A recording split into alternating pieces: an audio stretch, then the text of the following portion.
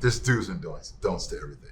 Like, what are some of the, I guess, the don'ts and some of the do's as it relates to enjoying your whiskey? I think it's so important to allow people to appreciate bourbons, whiskeys, ryes the way they want to. I think for me, one of the ones to remember as you've come into your drinking years and 21 and over, maybe you've only done spirits in the past as a shot, but I think when it comes to really enjoying a fine bourbon, take your time with it. Mm-hmm. Even if you're not shooting it, maybe you're rushing it, take your time with it. And also find the right glassware. I think that's so important. Like this one, nice snifter or a Glencairn, something that's shorter where the whiskey is not too far from the nose so that we can really get into it. Other don'ts, I mean, I've been told that there are people that will take a very expensive whiskey and make a cocktail with it.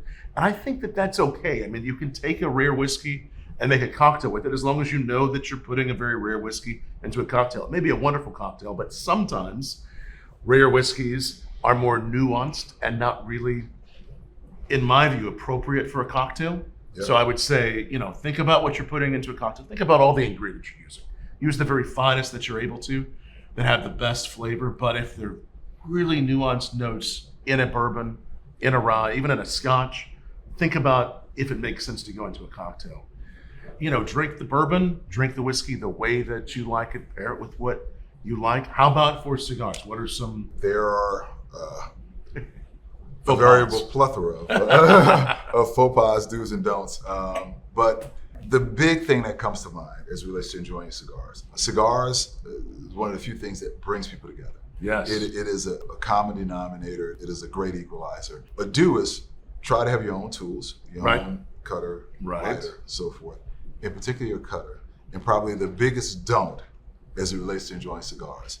Someone gives you their cutter to cut your cigar.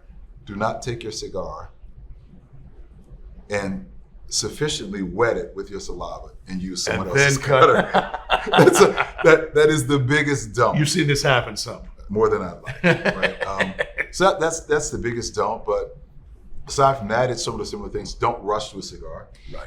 A cigar, just in its nature, it's meant to be enjoyed. You don't rush off of an airplane and as soon as you land, you run outside to light up a cigar to get a quick smoke. Right. That's not a cigar. You want to be able to sit down and relax in whatever environment that is.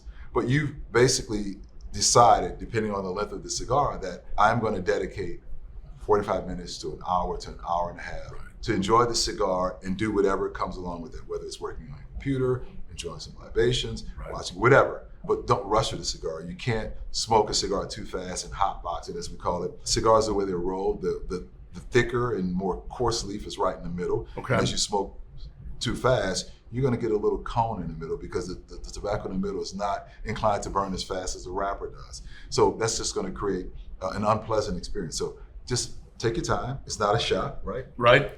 You sip your cigar. Sip the cigar. Take your time and smoke the cigar.